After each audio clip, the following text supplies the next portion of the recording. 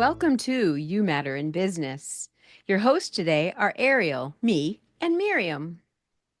Your heart, your brand story, and your success because you matter in your business. Welcome to You Matter in Business. This week we have a special guest, but unfortunately, I'm going to have to solo team it today because Miriam has more important things to do with her family today, which is perfect because that's important. We believe that from the core. So we are welcoming Kaitlin Healy. She is a powerhouse at Dynamite, and I met her, goodness gracious, almost 2 years ago, maybe? Oh, I think maybe a year ago. You think so? I Yeah, mean, maybe a little bit I more than that. I started at the chamber in September of 23. Okay. So we met through the local chambers. Yep. And she was a incredible force to that community, but has kind of veered off into her own little world now. And it's exciting. So she's going to share her expertise with us. So this week, we're going to talk about the importance of communication, specifically in the business environment, and how that will help us in the long run and in the short run. So, Kaitlin, before we go into that topic, tell our audience a little bit about yourself, about your background, besides the little bit I just clipped, and your experience and kind of how you ended up changing directions to where you are right now, and then tell us where you are right now. Yeah, absolutely. And thank you for having me. Yeah. What's my journey? So I guess I'll bring it back to college is a good place to start. So I went to the University of Florida and graduated in 2014, my degree being in family, youth, and community sciences. And I wasn't really sure what I wanted to do in the world of being a professional, but the idea of helping people has always been the thing that has attracted me. So I took on that degree with the initial intent of perhaps becoming a high school guidance counselor. And so I got my degree. I moved to Brooklyn, New York, where I was born, and I lived there for 4 years.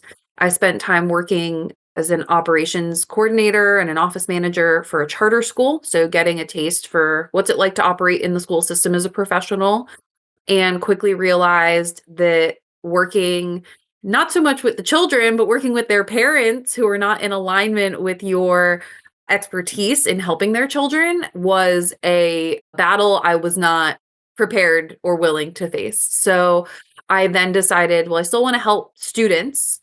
And I decided maybe I can do the guidance counselor thing at the collegiate level, but take it on a more mental health approach. So I went to grad school for a few years at Stetson University for mental health counseling. I was working as an admissions counselor there during that time. So my recruiting skill set really started to come into play. And, through doing that work, doing my own personal therapeutic work, and then going through the program, I was like, this doesn't feel quite right either. But I still needed a job. So I pivoted to recruiting for professionals. So I was doing some work for a government contractor. Then I pivoted over to healthcare, doing recruiting for employees. And that didn't pan out. And so then I did some reflection and thought, I've had this entrepreneur bug and I haven't really given it the time of day. And I come from a family where no one's an entrepreneur. So I didn't really have anyone to bounce these ideas off of. So I thought to myself, like, where can I find these people?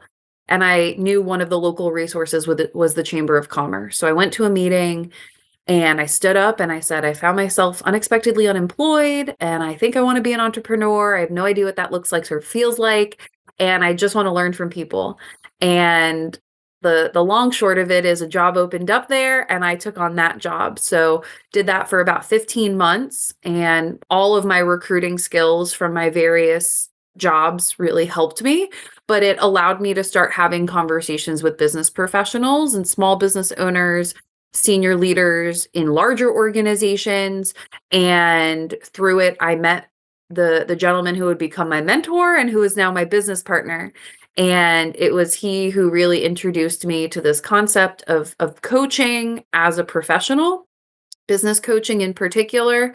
And as of January, I've taken the plunge. We already have a shared client, which has been so much fun. And I'm just eager for more of it. I'm getting hung up on the administrative and the advertising. And I ultimately want to build a business that's referral based, but we'll talk more about that. But yeah, that's a little bit about me and where I am today. Okay, so would you say that your last of us, our You journey muted. was not straight? There we go. I'm sorry. You muted and unmuted. What was your Sorry. question? If I touch my mic, it goes off. So Gotcha. it's annoying, but occasionally Good. that happens because I'm very animated. So since your path that you've taken so far has been very curvy, Yes. so it's been very adventurous. I find most people do that when they look back, especially someone with an entrepreneurial soul, because they're kind of trying to find not just a job, not just a place to make money, but it's part of their identity almost. Like if their heart is not fed, then in the process of work, then it's like, I'd rather do something else. So you are very much that kind of a woman. So how has that journey, and you did talk about it a little bit, but your experience with some of the previous positions set a good foundation for what you're doing now? Yeah, I think my previous positions have given me a lot of skills that I implement in my coaching. For example, when I was working at Stetson University in the admissions department, one of the expectations is that we were able to give a 30-minute presentation in a kind of a conference room area to prospective students and their families. And on occasion, when the student ambassadors were not able to give the campus tours, that's an hour and 15-minute walking tour of the campus that is narrated. And so that really gave me the skill of public speaking, presenting, not so much the ad lib, like we were able to influence our own stories and experiences, but I was one of the few recruiters who was not a Stetson student. And so I just kind of would sit in on people's presentations and kind of take what I like, leave the rest, and just demonstrate value through communication in that way. The nature of recruiting is all interviewing, whether people realize it or not. And I'm grateful, especially for my time at Stetson. It really helped me learn to navigate recruiting and interviewing with integrity. There were significant number of instances. I worked as the transfer recruiter, which I think is an important asterisk to call out, because most people, they apply for a college, they go through the admissions process, they go for 4 years and they graduate. I was working with the untraditional students. Sometimes that was a student who went to a big 50,000 student university down the road, and they really just struggled academically. They weren't finding a social community, and, probably immediately put on probation, or sometimes just like flunked out their first semester and needed a place with more structure, small community. Sometimes I was working with people in their 30s who were navigating the GI Bill. They had served our country and now they wanted their education. So it was really important to just do a lot of sitting and listening and active listening, and listening to not just the words that are being said, but what is the spirit and the emotion and intentionality of what is behind the words. And the instances I wanted to refer back to, sometimes students would come to me and they'd say, I want to be a nurse. So I want to come to Stetson and I want a nursing degree and I want to go be a nurse. And my directors would probably kill me if they ever listen to this podcast, but I would be very transparent with those students and say, this isn't the place for you. I don't want you here. Not because I don't want you as a person, but because we don't have a nursing degree here. And my higher ups would probably say, come get a biology degree and then we'll transfer you to another school and then you'll get the BSN. But that I knew was not in the best interest of these students at whatever age they were. And it taught me, and I carry this in my work now, that doing right by the person in front of you ultimately protects your reputation, even if it doesn't get you the sale initially up front. And doing the hard conversation and saying this isn't right for you would also free up my time to work with people who were a right fit. Yes. And at the end of my recruiting cycles, I usually had one of the highest retention rates in my class. So we get someone through the application, they enroll. Well, now they actually have to start. and they have to matriculate through their first semester. And when we look through those numbers, I had really high numbers, and I attribute it to the fact that I wasn't just trying to push people through a funnel. I was trying to really understand, is this even the right funnel for you to be in? And so that helped me a lot in my admissions roles. It also helped me in my professional recruiting, because if this isn't the culture of an organization that you want to be in, if we don't have the benefits or the schedule that works for you, if the commute's not right, all of these things matter, because maybe a 40-minute commute each way to a single person, oh, no big deal. But if you're a parent, maybe you have multiple children, you have a second job, you have a side hustle, all of these things kind of play into the role. And then when I think about my time at the chamber, it's a little different, because I think every business can benefit from community and more people to communicate and bounce ideas off of. So it was a little more pushing through the funnel, but I have a strong conviction that community is helpful to anyone. And the price point to the value that is offered there was a pretty easy sale in my eyes. You brought up an interesting point that I think is worth talking about. And it falls in the line of the value of good, clear communication and the purpose of communication.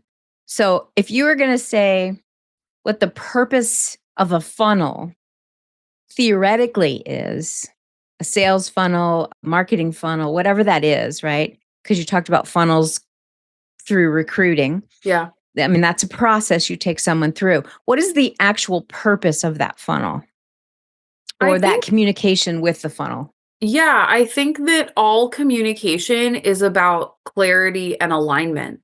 And if we are rushing through parts of a communication series or a funnel, then we might get through. So in my line of work as a business coach, if I am not doing my due diligence, and my model typically is maybe a 30-minute discovery call, kind of understand, hey, this is a little about me, a little about you.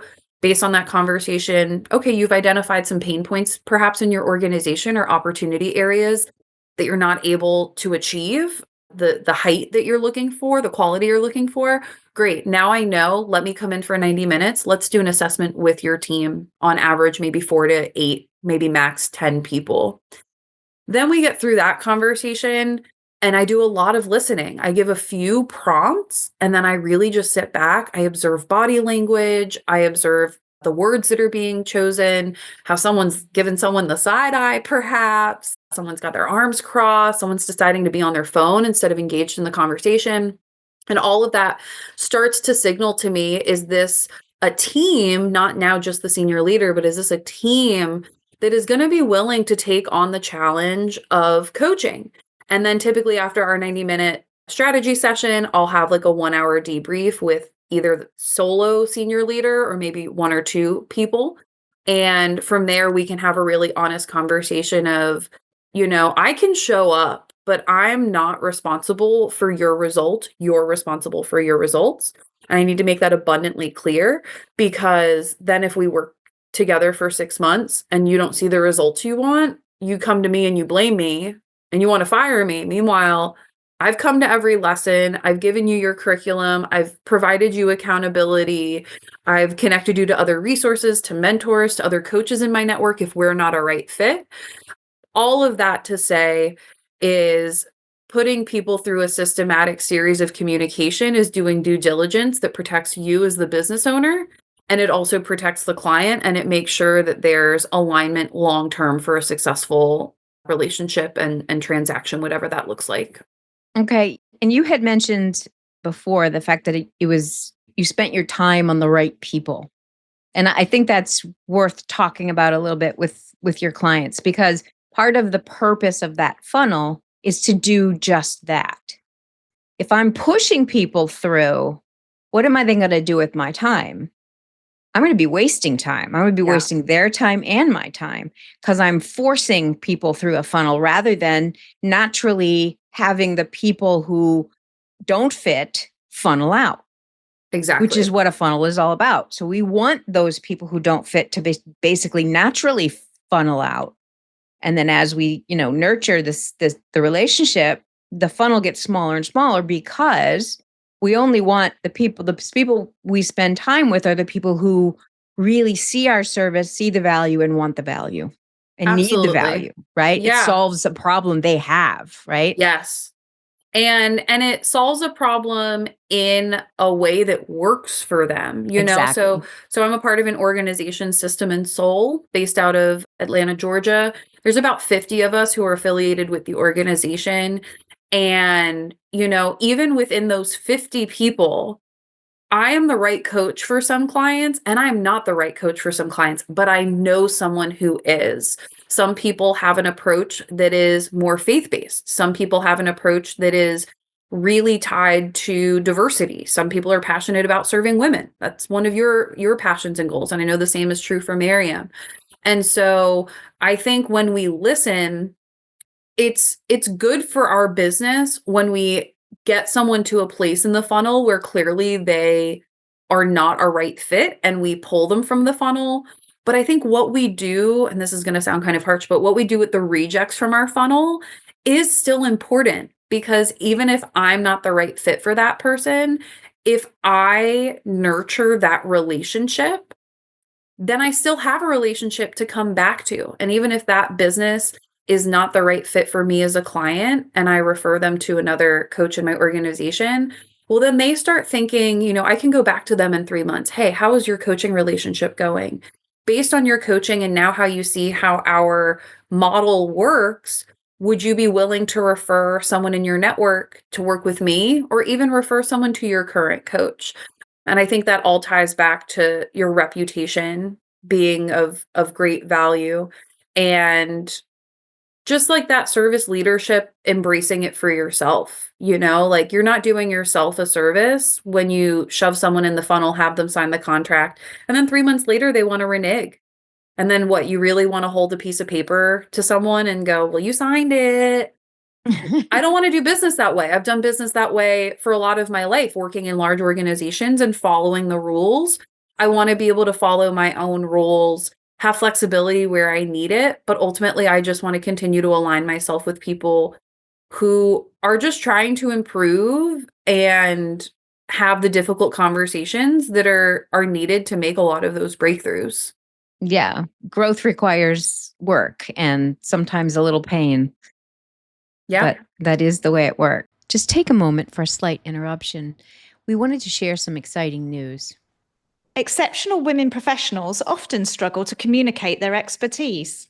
Rediscover, refine, rebrand women's retreats provide a transformative, intimate experience that help clarify your unique identity, so you are self-confident and courageous, stand out in your industry, and enjoy effective marketing. Join us on one of these retreats. Go to arielfaith.com and choose your date that fits your schedule. Reserve your exclusive spot with a simple deposit, and then enjoy tailored planning tips and details from us to get ready for this inspiring experience. In the meantime, if you can like, share, and comment on this podcast, we'd appreciate the love. Thank you.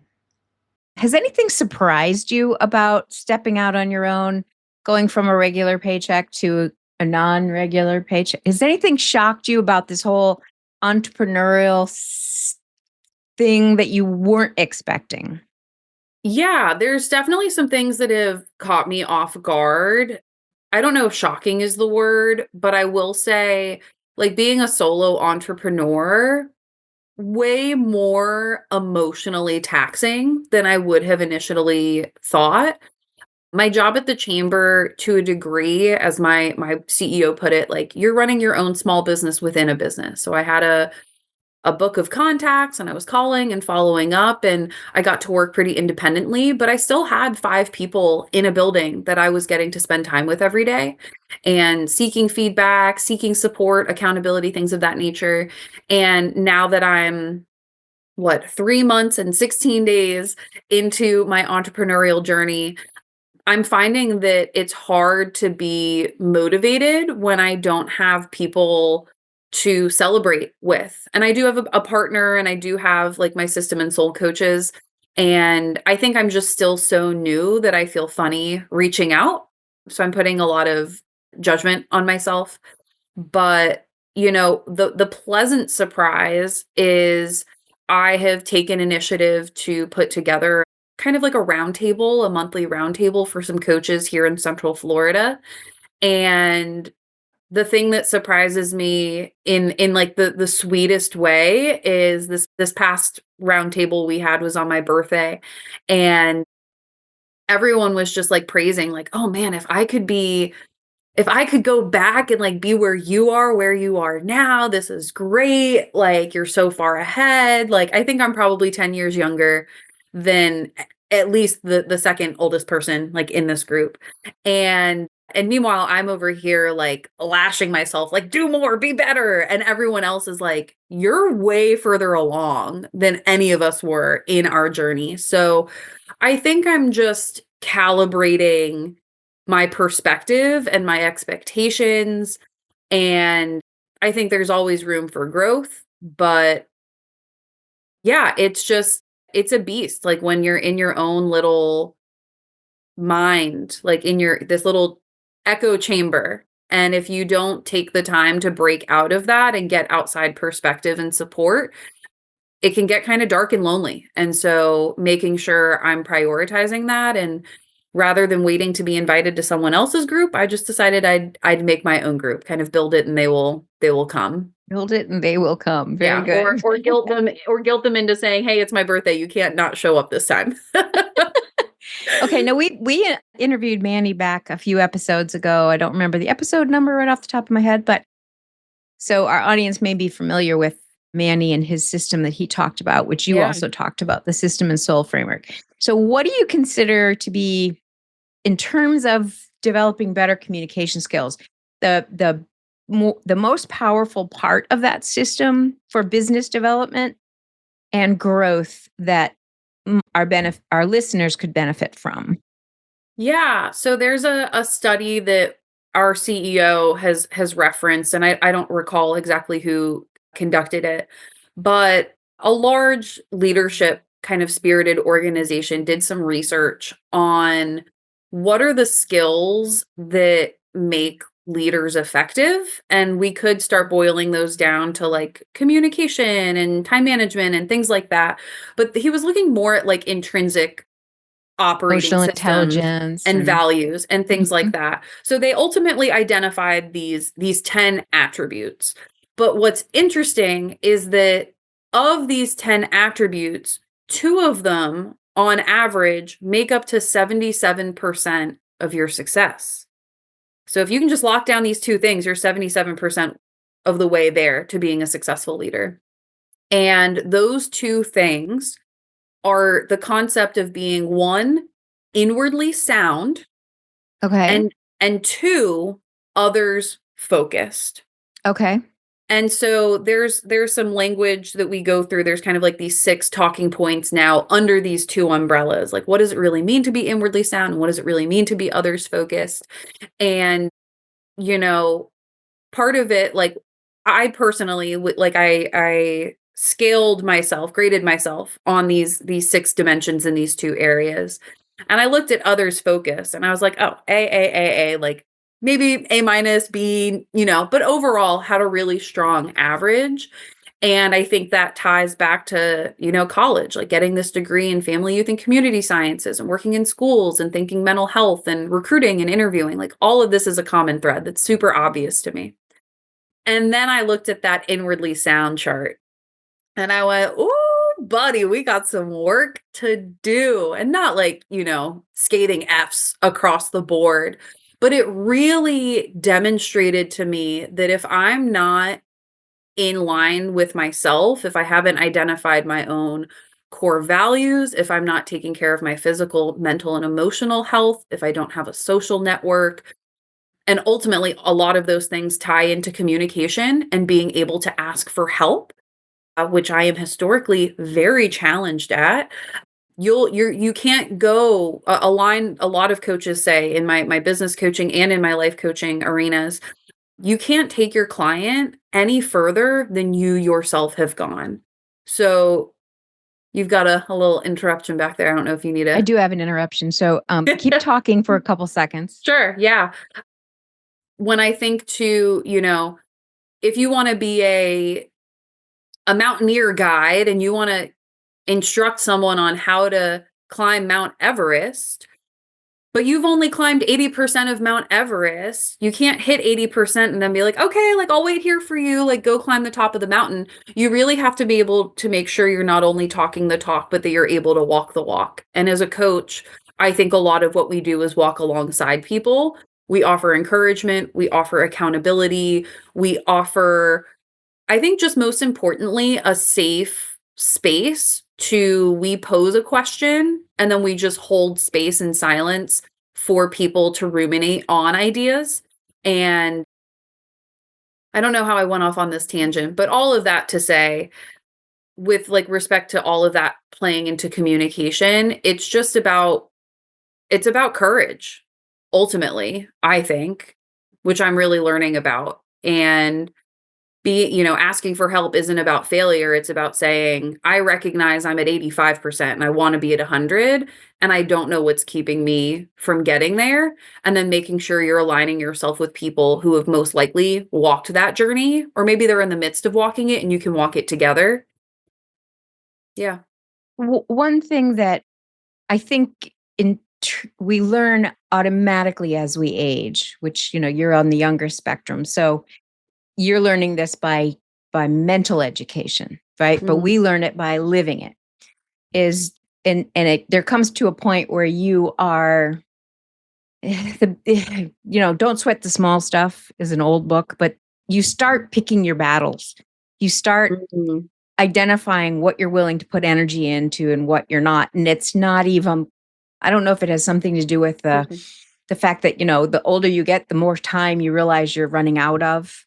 You spend all your time and energy focused on your children and your family. And then you get to the point where they're all grown and your life shifts. And then all of a sudden you're like, okay, now what? Right. What have I built for myself? All those transitional phases of life really do help kind of solidify that one that you talked about, that internal piece, so that out of the gate, that's what we've worked on. We've spent the last 20, 30 years working on that. So not through learning, through life. Through living. Yeah. Yeah. And I believe you can learn both ways. I just think you get a deeper level of understanding as you pass through them. Oh, definitely. And that's true about everything in life. As long as you have that growth mindset that there's more to learn. In fact, the more I learn, the more I realize I don't know. So to me, it's like a never-ending like goodie jar that just doesn't empty. Yeah, and empty, it'd be boring. And that makes me think of the concept, like, how do you know you've learned and mastered something? The highest level of knowing that you have latched onto a concept or an idea is if you are then able to turn around and teach it to other people. Like, that is mastery. Like, I am so confident in my knowledge and my understanding of something that I can turn to the person next to me, identify how they best learn, and then educate them, and then make sure that they can demonstrate or communicate back to me, like that check for understanding. And that again ties right back into to communication, because we can be doing it ourselves and then someone can be watching us and be like, oh, like I want a slice of what that person has. That's kind of the mindset I had going into working for the chamber. Like, these people are doing what I want to do, like, and not, I own a printing business or I'm a life coach or a photographer, but they're running businesses. And how can I do that? I need to find someone who is doing that and ultimately, ideally, hopefully, is willing to teach me how to do it. I just got really lucky that I found someone who was willing and they're doing the work in the exact industry that I identified that I wanted to take a chance at. And now that I've been doing it, I'm so glad that it's the path that I've gone down. Awesome. That is so good to hear. Miriam and I often talk about the fact that clear communication is kind of the key to both personal and business relationships. And clarity for me might be different than clarity for you. So it's very important that we understand that mutual clarity, right? So can you give our listeners an example without obviously sharing personal detail, but where you have seen clear communication, whether they're learning to be better listeners or whether they're learning to be more clear in their speaking, has really helped your clients And then what advice would you give to our listeners about really working on developing assertive communication rather than the two not so positive ones? Yeah. So I think of an example with a client that we have, and I think it's a trap a lot of young leaders or managers fall into. They think they are responsible for being the problem solver. And in reality, you are there to be the lamppost, which I'll explain in just a minute, to that person so that they can become resilient. It's sort of that we fall into giving someone the fish and we're not teaching them to fish sort of thing. Yes. So I'm going through a life coaching certification at the moment with an organization called the Limitless Institute, and they're based out of the like Maitland, Orlando area. And one of the tools that we are learning to practice as coaches is the lamppost. And I think it's something that every good leader can tap into. Maybe not to the extent that we do it in life coaching, but I think there's a place for it. And so a psychology or mental health study was done many, many years ago. And it was this premise of if you just went to the park and you sat on a bench and there was a lamppost next to you and you just vented to the lamppost for 1 hour a week for several weeks, what would happen? And on average, people felt a lot better. And so the message that I take away from that in the business sector as a leader, you might identify that there's a conflict between two people, there's a he said, she said situation, and we're just jumping to conclusions and we're writing people up, and you didn't even get this other person's side of the story. And so while it is at times time consuming, if you as a manager can just bring someone to your office or you go to their office, like there's time and place, which is really important, and just say, hey, like something's come to my attention and I'd really like to just understand better. What can you tell me?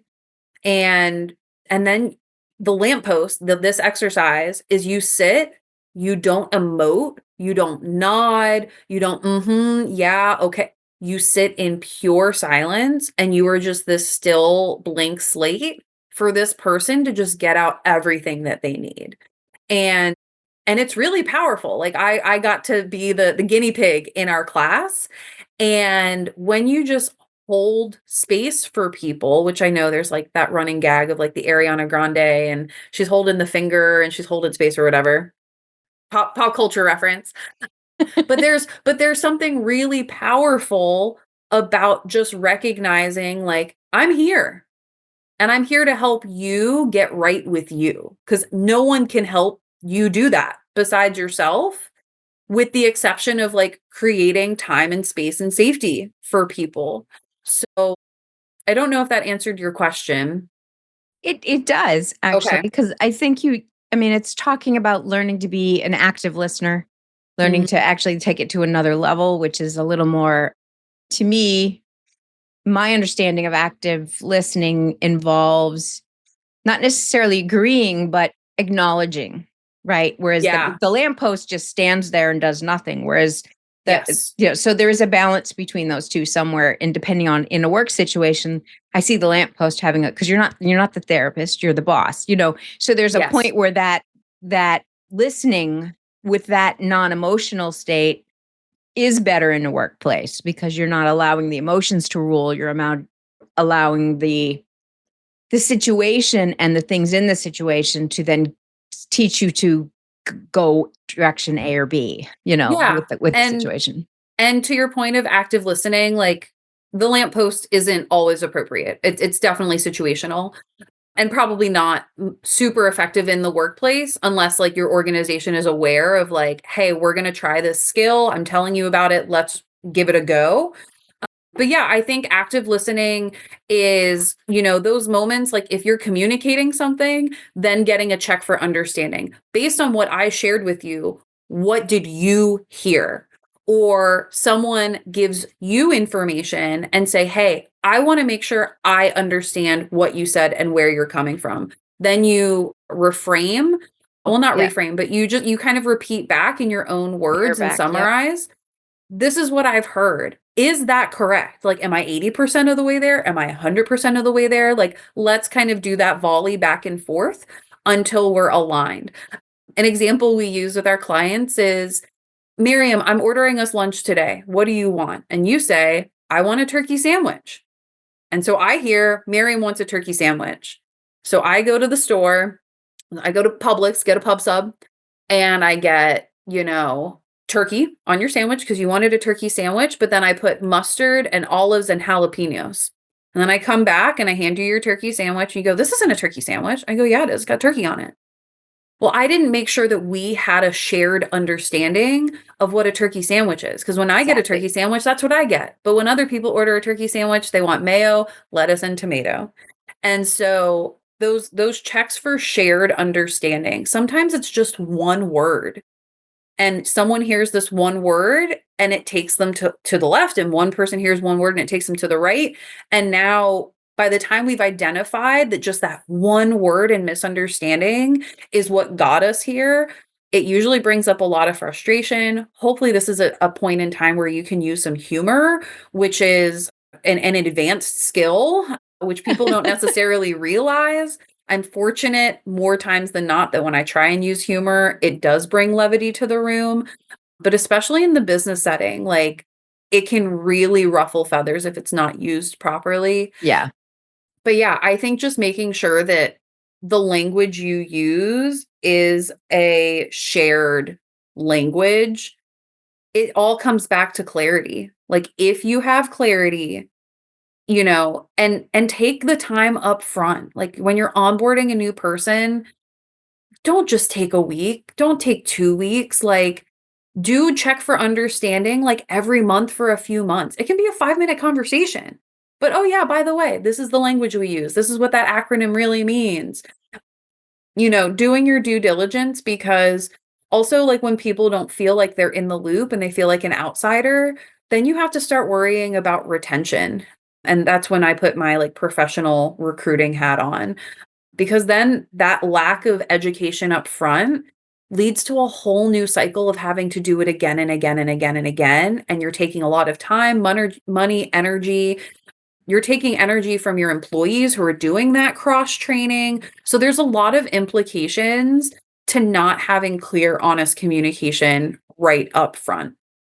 Yeah. And I don't even realize, I don't believe that a lot of people realize they're actually not being clear. Because in their mind, the definition is clear.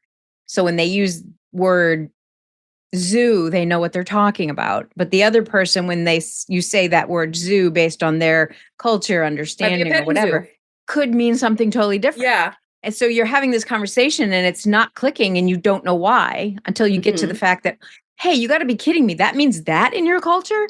Yeah. Oh, now I see what the problem is. So understanding, taking the time to learn about others, it really does help in all aspects of life. Workplace, very much so, because if you don't understand the other's strengths and weaknesses, then you don't, as a team, use the strengths to build the team, right?